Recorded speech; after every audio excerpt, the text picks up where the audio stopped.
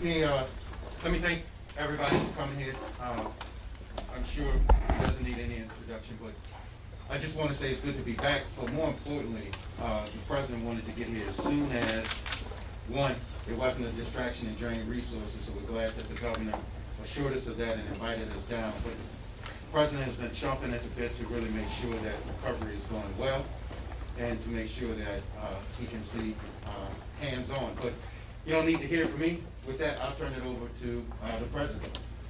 Look, folks, you know, this storm has been incredible, not only here, but all over the East Coast. I've been spending time with, talking with the governor a lot, but in the meantime, also with governors in my state of Delaware, and Pennsylvania, New Jersey, and New York, where there are more deaths than we have here. I hope that doesn't change in terms of the number of lost lives. And I had a daughter who went to Tulane, and she runs a Boys and Girls Club operation, and she called me and said, "Dad, when you going, what are you spending time talking to the governor of New York? Why aren't you not in Louisiana?" So you all got to write a note for me that I'm back, right? Look, you know, Cedric and the female administrator, we came because we want to hear directly from you all what specific problems you're dealing with. We've been working with you on key areas, deliver more than 6.7 million meals and 6.1 million liters of water, but sometimes what we deliver and what is needed are all the same thing. And we're frustrated. I know you got to be frustrated about the restoration of power, and I understand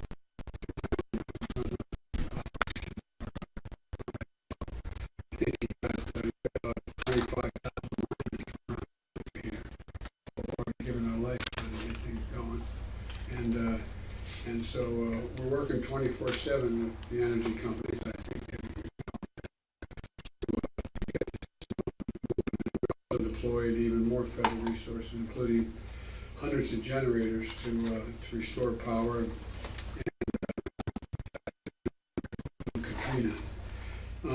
You know, it's dangerous work, as I said, and I want to thank those 25,000 linemen from 32 different states who've all responded in a big time. We're also working with the phone companies, so you can, you know, I think the worst thing in the world, having been there in a different circumstance, wanting to, you know, knowing things are terrible outside where you're standing and wondering how your son, daughter, mother, father, uncle, aunt, how they're doing, and not being able to get connected to them. And so we're moving as fast as we can to be able to provide access regardless who your provider was. If the provider's system went down, you'd be able to use any provider that's on. You just got to get online. So I hope that's picking up around the state as well. I'd like to hear more about that. And we're moving as fast as we can to keep gas flowing at the pumps.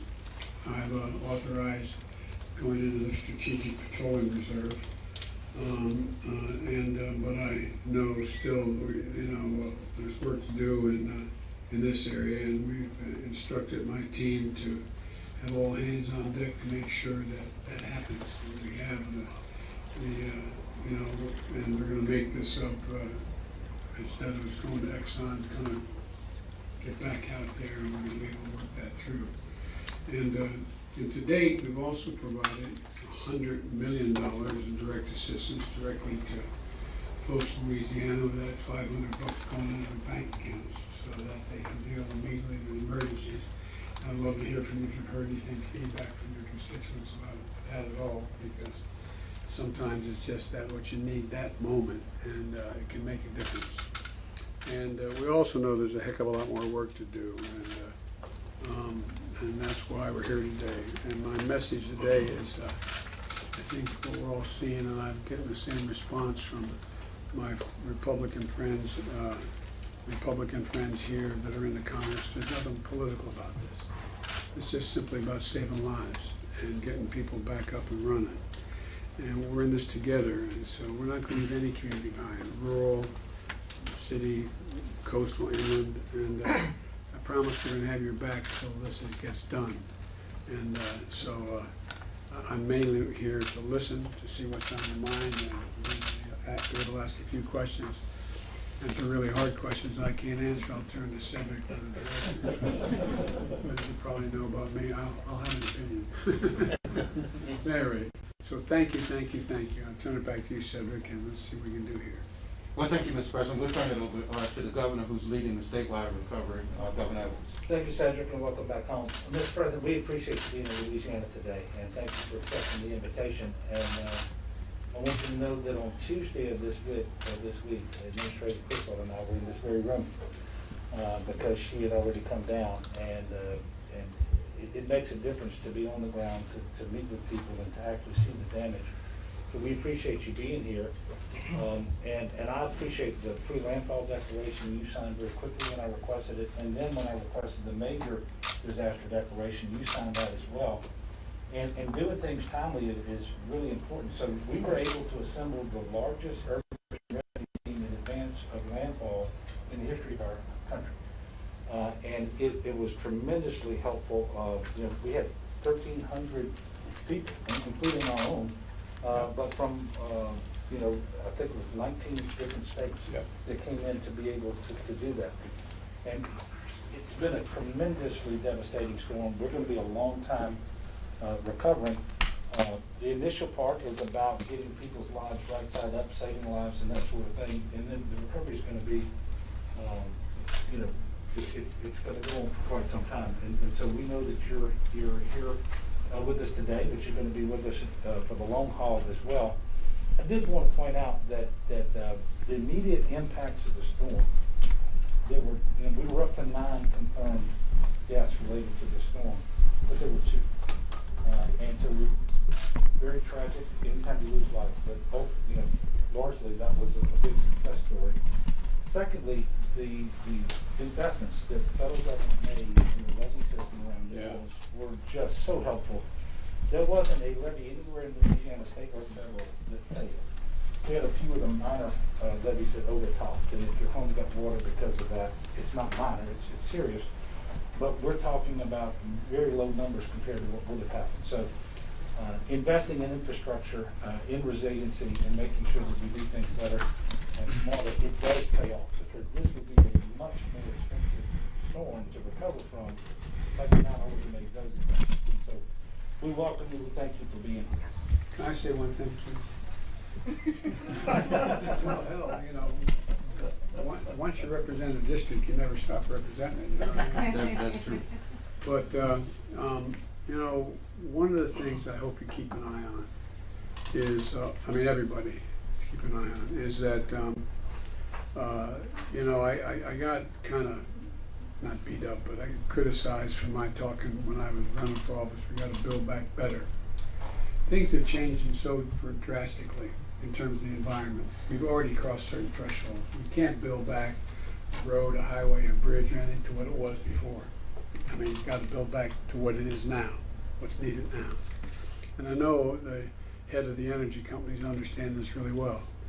We have a significant piece of legislation, both the infrastructure bill and a budget thing, a reconciliation bill, that calls for significant investment in being able to deal with what is about to come. In other words, for example, when you guys are putting back up those high tension wires again, and that's working, you're not going to put up the same exact system.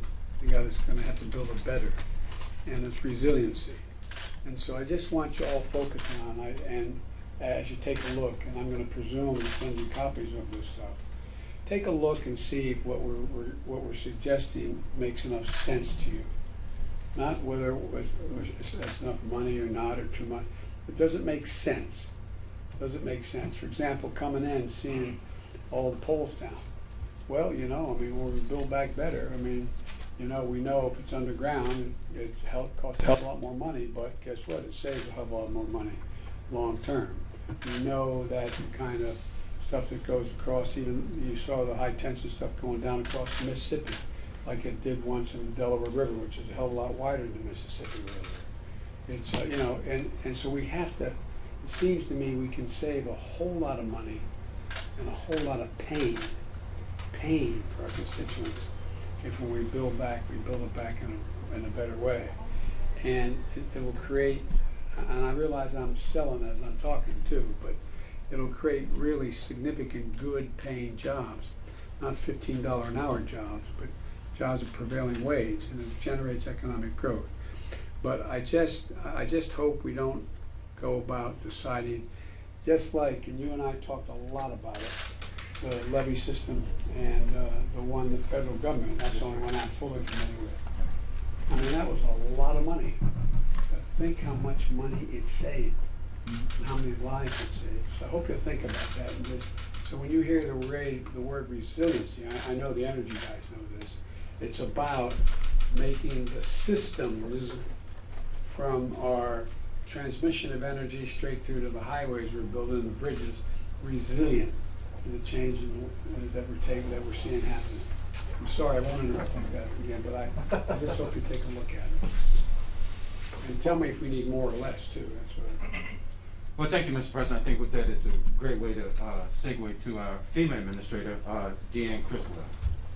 Thank you, Cedric. Mr. President, Governor, so far, in addition to some of the numbers that you mentioned, we have about 1,200 responders from the federal family on the ground, and that doesn't include those that are back at our National Response Coordination Center as well as our Regional Response Coordination Center, representing 22 different federal government agencies. We have right now 197 ambulances that have been actively engaged in trying to help with managing your support for the healthcare system. We also have 12 mobile communication units. Comms have been down, and so we've sent them into the parishes to help increase some of the communications until the cell towers can come back up.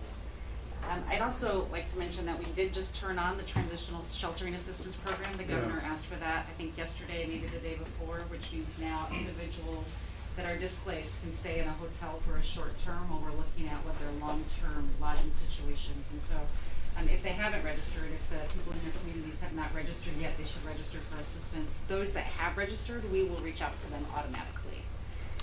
And we've also turned on the Blue Roof program.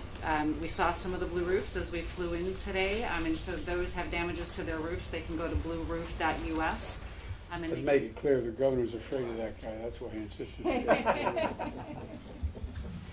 So we'll have that available to help with some of those temporary roofing repairs. And then the last thing I'll just quickly mention is we know that responder lodging is a concern. I've heard that from you, Governor, as well as some of your staff. We are moving responder lodging into the areas. We have 200 beds that are already set up here in New Orleans, or in New Orleans at the airport. We have 300 more en route to Morgan City. And we have 300 en route to Belle Chase. And then we're also looking at bringing in a cruise ship to help support responders. And this isn't just for our federal responders, this will be for your first responders as well. And so we're actively pursuing additional lodging to help support those that really need to be able to stay close and support your communities. And this is just the beginning. We're going to be here until your recovery is Not going away. Mr. President, before I recognize our parish host, as we looked at those blue roofs, and I think this is important, especially for the country to know, that as our federal program gets up and running, we provided blue roofs, but a lot of those roofs are because the people of Louisiana decided to get on their roof, put up a tarp, mitigate their damage, and start that recovery process immediately. So the fact that you were able to get those tarps out to parishes so people could pick them up and start their recovery was important, and looking at the vast number, it was just incredible and gives me a sense of Louisiana pride to just show that when we get knocked down, we get right back up. And with that, I'll recognize. Can I make one other point? One of the things that, again, about resilience, you're going to get the funding to build back those roofs, but not the same roof. A roof that is more resistant to higher winds and more resistant to hurricanes. So it's not just building back to what the roof was before, to build it back better. That's kind of what I mean. That's a classic example of what I'm talking about, resilience, of changing the nature of it. So, Mr. President, with that, I'll recognize the parish president for St. John Parish, Jacqueline Hotar. Thank you, Cedric. Mr. President, Governor, FEMA, and all of our partners, thank you for all of the hard work that was done in preparation for Hurricane Ida.